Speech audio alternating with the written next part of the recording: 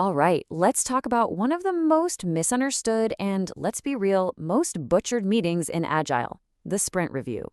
We're going to take it from that meeting you dread seeing on your calendar and turn it into what it's supposed to be, the absolute powerhouse for driving product value. But first, let's just admit something. We've all been there. You know that feeling, that little pang of dread when the sprint review invite pops up? Yeah, I thought so. You're sitting there, trapped, watching someone click through screen after screen in a totally scripted presentation, and the whole time you're just thinking, this could have been an email. It is a universal pain point for so many of us. And you know what? If it feels like any of these things on the screen, a status report for managers, a boring ticket-by-ticket walkthrough, a ceremony to get praise, then your feelings are 100% valid, because that's not a sprint review. Not even close. You're just going through the motions and you're missing out on all the real value. Okay, so if it's not any of that stuff, then what on earth is it supposed to be? Let's clear away the fog, debunk the myths, and get to the real heart of why this meeting exists in the first place. So here it is, the official definition. But let's break it down. The magic words here are interactive and jointly inspect. This isn't a passive event where you just sit and watch. It's a hands-on, collaborative working session. Or looking at the actual increment, the real, usable piece of the product we just built, and having a conversation about what to do next. This really gets to the core of it. It is a massive mindset shift. We're trading the hunt for approval for genuine collaboration. We're ditching the slick demo show-off for honest-to-goodness inspection. And we're replacing the boring status update with powerful adaptation. You stop presenting at people and start having a crucial business conversation with them. Okay, that all sounds great in theory, but how do you actually pull it off in the real world?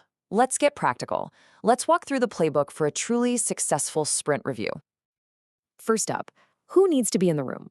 Well, of course, you need the entire Scrum team, the product owner, the Scrum Master, and the developers. But here's the clincher. You absolutely need your key stakeholders. And I'm not just talking about a manager. I mean real customers, actual users, people from marketing, from finance, anyone with a real stake in the product's success. Their input isn't optional. It's the fuel that makes this whole thing go.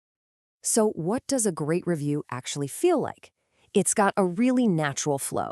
The product owner kicks it off by setting the stage, reminding everyone of the why, the sprint goal. Then the developers step up, and they don't just demo, they facilitate an exploration of the working product.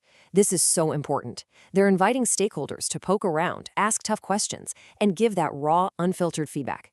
That feedback then fuels the main event, a collaborative discussion about what to do next. You actually adapt the product backlog.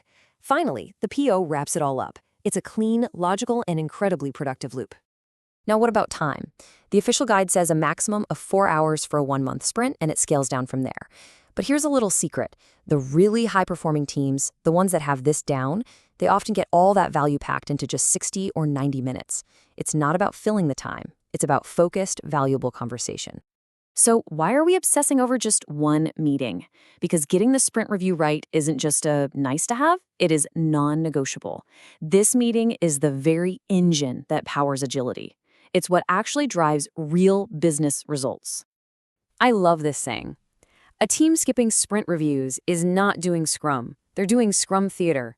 It means you're just going through the motions. You've got the costumes and you're saying the lines, but there's no real substance. It's all just for show.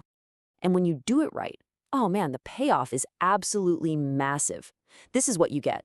A direct line to continuous customer feedback. You're aligning with the actual market, not just your internal assumptions.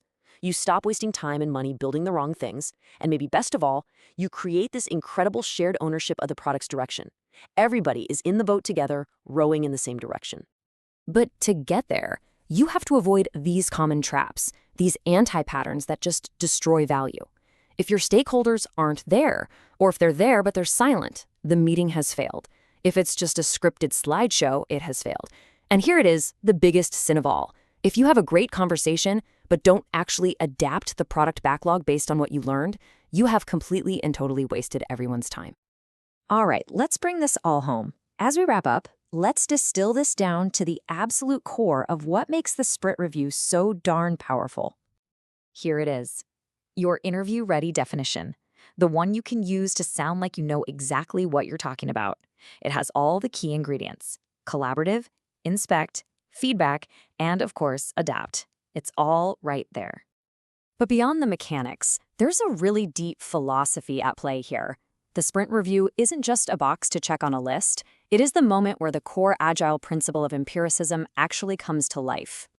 Empiricism sounds fancy, but it's really simple. It just means making decisions based on what you know, on real evidence. And that's exactly what the sprint review does. You get transparency by showing the real working product. No mock-ups, no faking it. Then you get inspection by honestly evaluating it together. And all of that leads to adaptation, where you decide how to change course based on what you just learned. Transparency, inspection, adaptation. That's the whole game. And if you take only one thing away from our time together, let it be this. The entire purpose of the sprint review boils down to asking one single incredibly important question. It's about having the humility to admit our plans are just hypotheses, and asking, with genuine curiosity, does what we built still make sense in the world we're building it for? Answering that question honestly, sprint after sprint, is how you build products that truly matter.